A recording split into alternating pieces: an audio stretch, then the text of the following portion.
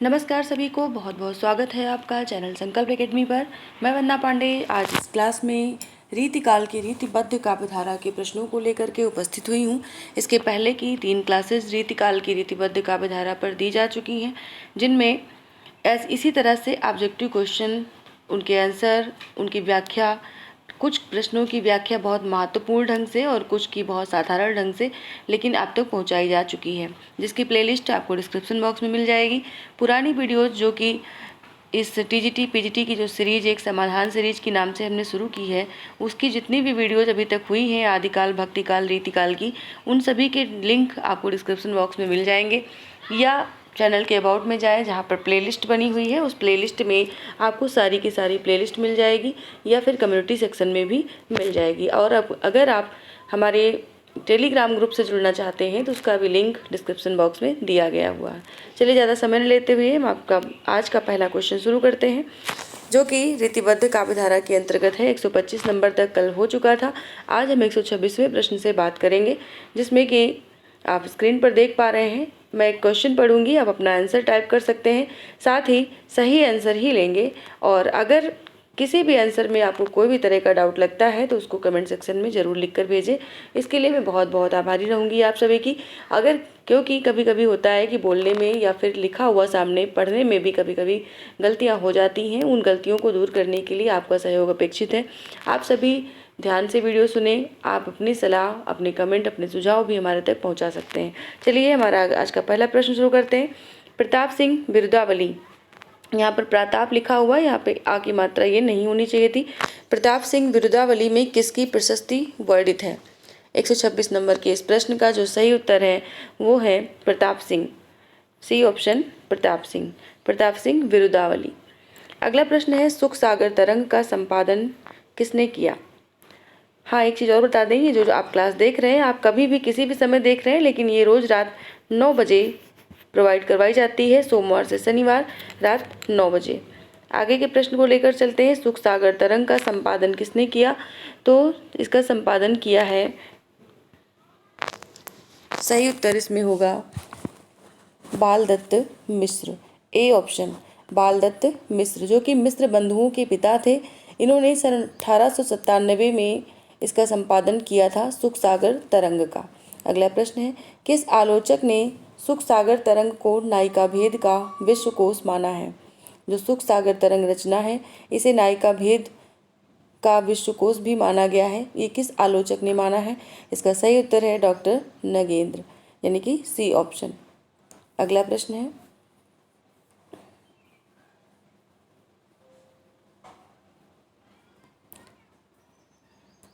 है, देव की ध्वनि संवेदनशीलता रीतिकालीन काव्य भाषा में अप्रतिम है। प्रस्तुत कथन किस आलोचक का है?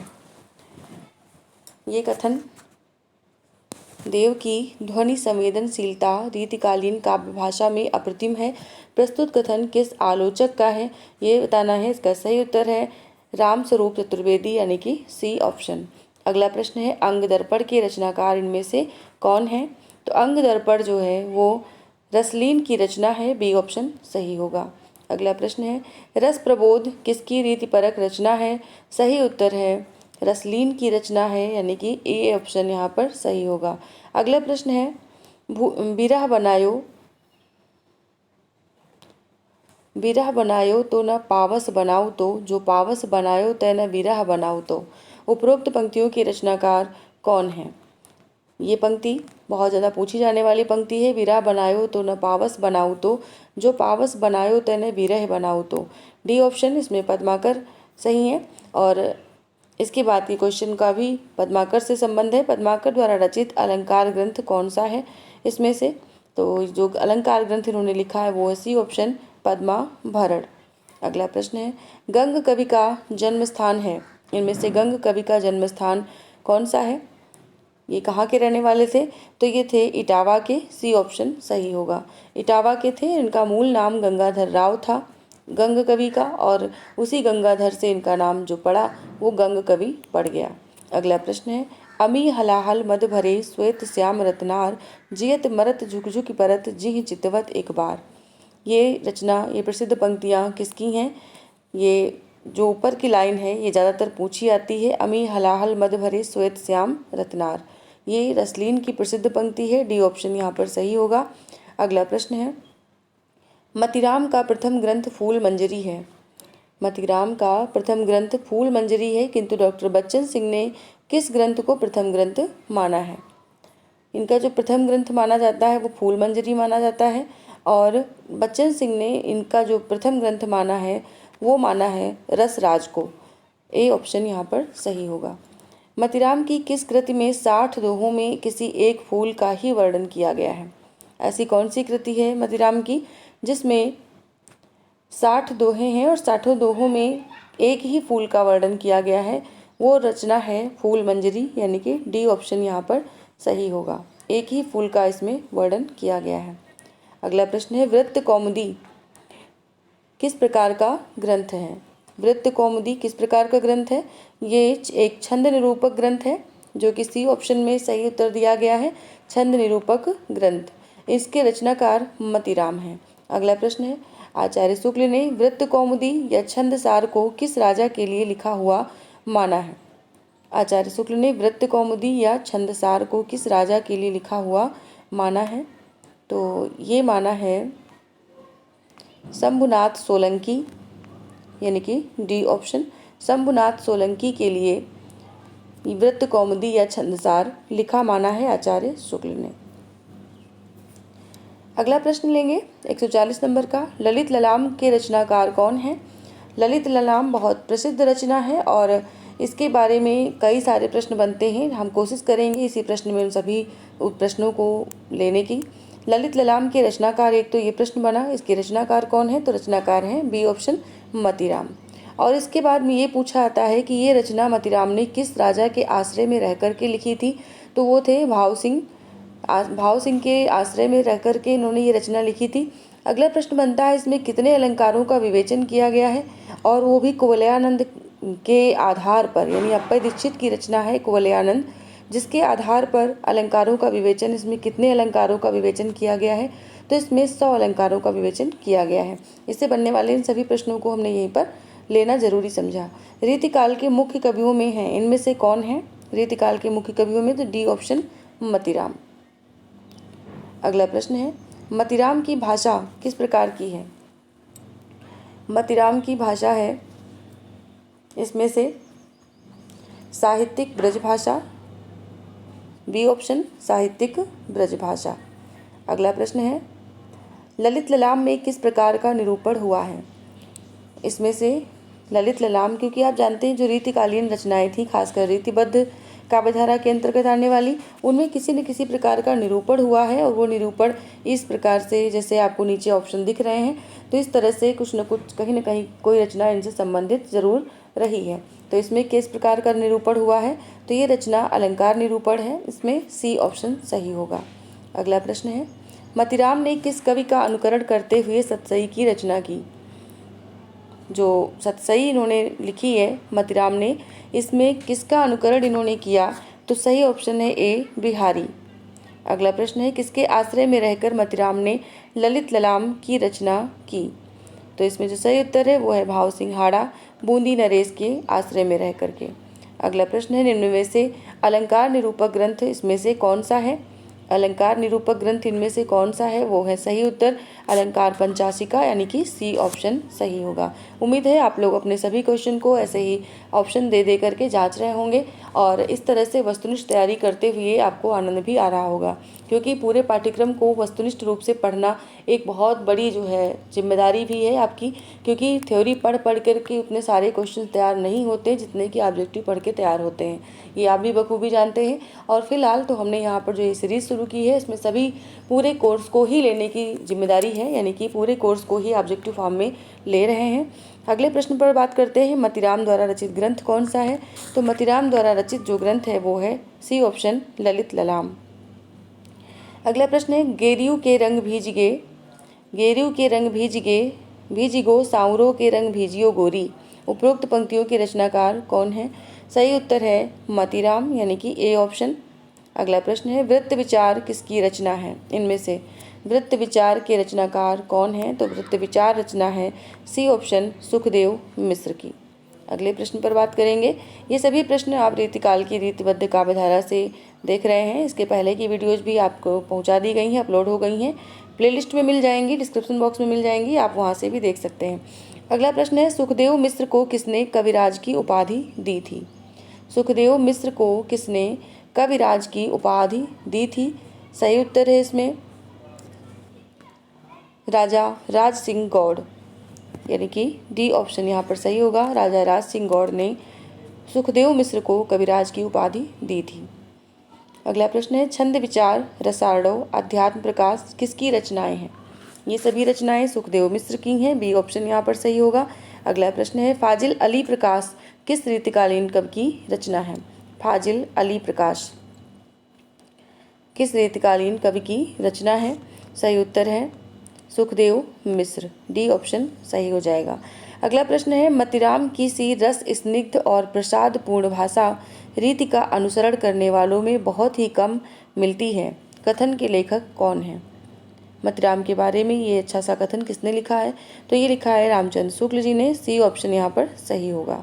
अगला प्रश्न है 154 नंबर पर, छंद शास्त्र पर इनका सा विशद निरूपण और किसी कवि ने नहीं किया है। सुखदेव मिश्र के संदर्भ में ये कथन किस आलोचक का है? तो ये कथन है रामचंद्र शुक्ल जी का, इन्होंने सुखदेव मिश्र के विषय में ये कथन लिखा है। अगला प्रश्न है, कुलपति मिश्र ... वादी आचार्य थे, रिक्त स्थान की पूर्ति कीजिए। इसमें रिक्त स्थान में क्या भरना है? रस ध्वनि अलंकार नीति इनमें दिया गया है, तो कुलपति मिश्र जो हैं वो ध्वनिवादी आचार्य हैं, यानी कि बी ऑप्शन यहाँ पर सही होगा। अगला प्रश्न है, रसलीन का असली नाम क्या है? तो रसलीन का असली नाम जो है वो सैयद गुलाम नबी था, बी ऑप्शन सही होगा। और ये रसलीन उपनाम से कविता लिखते थे। अगला प्रश्न है, कविकुल कंठाभरण के रचनाकार कौन है? कविकुल कंठाभरण, इसका सही उत्तर है कवि दूल्हा, सी ऑप्शन कवि दूल्हा हैं। और ये एक अलंकार ग्रंथ है कविकुल कंठाभरण। करड़ाभरण के रचनाकार कौन है? इनमें से करड़ाभरण किसने लिखा है? तो इसका सही उत्तर है कर्नेश कवि। इन्होंने श्रुतिभूषण, भूपभूषण, करड़ाभरण ये 3 अलंकार संबंधी ग्रंथ लिखे हैं कर्नेश कवि ने। अगला प्रश्न है, अलंकार दर्पण के रचनाकार कौन है? अलंकार दर्पण के रचनाकार हैं राम सिंह, यानी कि बी ऑप्शन यहाँ पर सही होगा। जो भी लोग नए जुड़े हैं उनसे रिक्वेस्ट है सब्सक्राइब करना ना भूलें, वीडियो को लाइक करें, शेयर करें और अपने सुझाव भी हमारे तक पहुंचाएं। जो लोग पहले से जुड़े हुए हैं उनका एक बार पुनः आभार व्यक्त करती हूं कि आप लोग बहुत समय से मुझसे जुड़े हुए हैं और साथ ही मेरी वीडियोज़ को देख करके अपनी प्रतिक्रिया भी उस पर देते हैं। अच्छा लगता है कि हाँ आप लोग अभी तक जुड़े हुए हैं, ठीक है। उसके अलावा ये जो कंटेंट आपको दिए जा रहे हैं ऑब्जेक्टिव, ये पूरे TGT, PGT, LT grade, UGC NET, RPSC इन सभी के पूरे पाठ्यक्रम को जो है ऑब्जेक्टिव फॉर्म में देने की कोशिश की जा रही है। उम्मीद है आप सभी को ये सभी क्वेश्चंस समझ में आ रहे होंगे, अच्छे लग रहे होंगे। ये अच्छे लगते हैं तो आपके लाइक हमें बताते हैं कि आपने वीडियो को बेहतर ढंग से देखा है और काफ़ी अच्छे से सराहने की कोशिश की है अपने एक लाइक के माध्यम से। चलिए, उम्मीद करती हूँ आप जितने लोग देख रहे हैं वो सभी लोग लाइक करके ही जाएंगे। अगले प्रश्न पर बात करते हैं, सुजान विलास की रचना किसने की? अगला प्रश्न है, सुजान विलास की रचना किसने की? तो इसका जो सही उत्तर है वो है सी ऑप्शन सोमनाथ ने, सी ऑप्शन सोमनाथ ने। सोमनाथ ने राजा बदन सिंह एवं उनके पुत्र सूरजमल की वीरता का उल्लेख करके ये सुजान विलास की रचना की है। इसमें राजा बदन सिंह एवं उनके पुत्र सूरजमल की वीरता का उल्लेख मिलता है। अगला प्रश्न है, रसिक रसाल के रचनाकार कौन है? इसके रचनाकार हैं बी ऑप्शन कुमार मणि। अगला प्रश्न है, इनमें से कौन सा कवि रीतिकालीन कवि बिहारी का भांजा है? बहुत ही अच्छा प्रश्न है। जो रीतिकालीन कवि बिहारी हैं उनके भांजे हैं इनमें से एक कोई कवि, उनका क्या नाम है? तो सही उत्तर है कुलपति मिश्र, डी ऑप्शन कुलपति मिश्र, जो कि रीतिकालीन कवि बिहारी के भांजे हैं। अगला प्रश्न है, रस रहस्य के रचनाकार कौन है? रस रहस्य की रचना की है कुलपति मिश्र ने, ए ऑप्शन यहाँ पर सही हो जाएगा। ये संस्कृत के विद्वान थे। इनका रस रहस्य मम्मट के काव्य प्रकाश का छायानुवाद है। यानी कि अगर आपसे ये प्रश्न भी पूछा जाए कि निम्नलिखित में से कौन सी रचना मम्मट के काव्य प्रकाश का छायानुवाद है, तो ये हो जाएंगी रचना रस रहस्य। अगला प्रश्न है, कुलपति मिश्र ने किस कृति में महाभारत के द्रोण पर्व का पद्य में अनुवाद किया है? कुलपति मिश्र ने किस कृति में महाभारत के द्रोण पर्व का पद्य में अनुवाद किया है? इसका सही उत्तर है द्रोण पर्व में, यानी कि बी ऑप्शन सही होगा। निम्नलिखित रचनाओं के रचनाकारों का नाम चुनना है। इस वाले प्रश्न में यहाँ पर नोट नहीं पड़ा हुआ है। नोट में निम्नलिखित रचनाओं के रचनाकारों का नाम चुनना है। पहली रचना है युक्त तरंगिणी, इसके रचनाकार कौन है?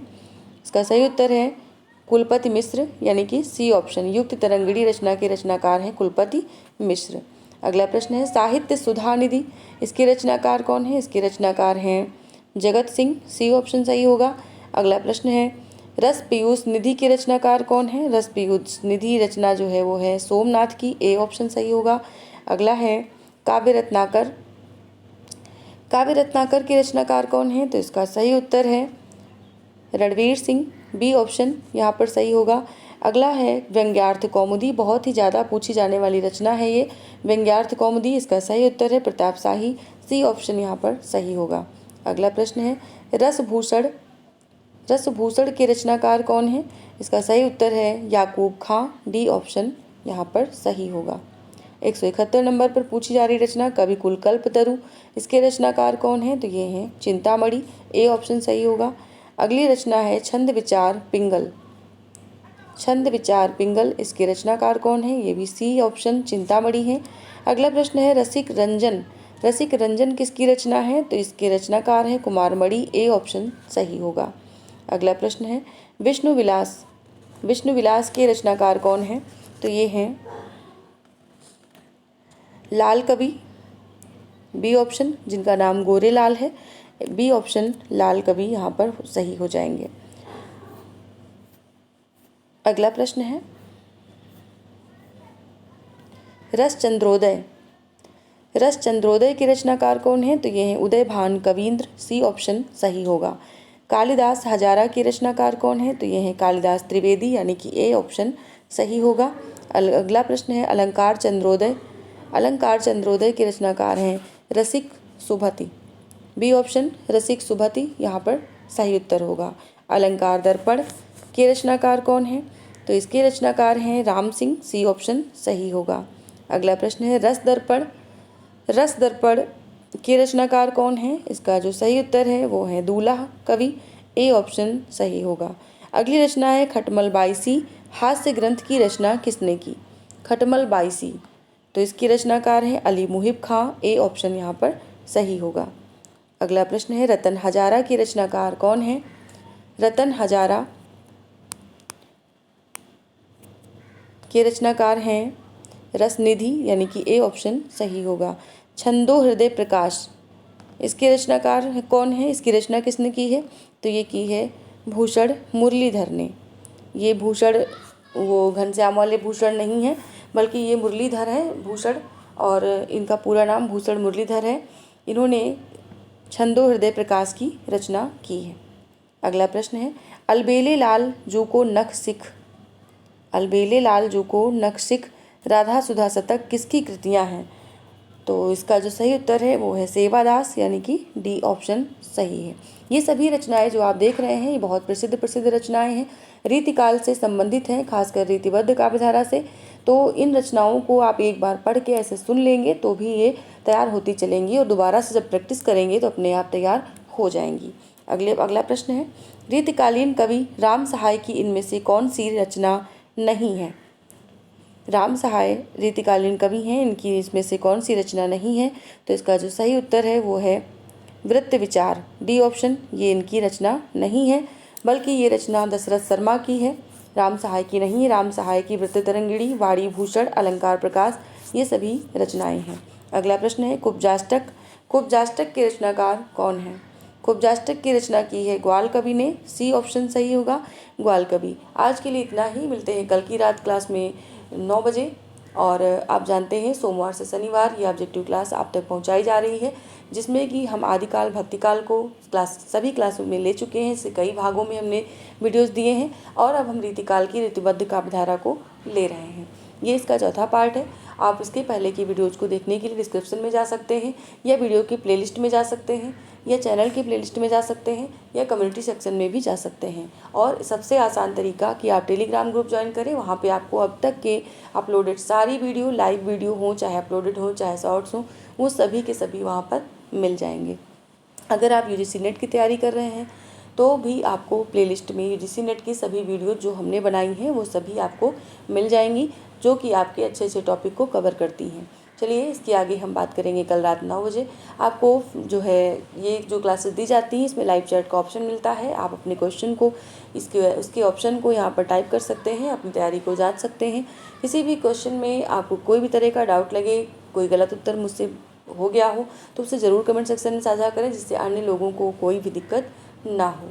उम्मीद करती हूँ आप सभी को वीडियोस पसंद आ रही होंगी, क्वेश्चन पसंद आ रहे होंगे। अगर आ रहे हैं तो लाइक करना ना भूलें, चैनल पर नए हैं तो सब्सक्राइब करना ना भूलें। आगे की क्लास कल रात 9 बजे होगी। आप सभी का बहुत बहुत आभार, धन्यवाद। गुड नाइट, शुभ संध्या।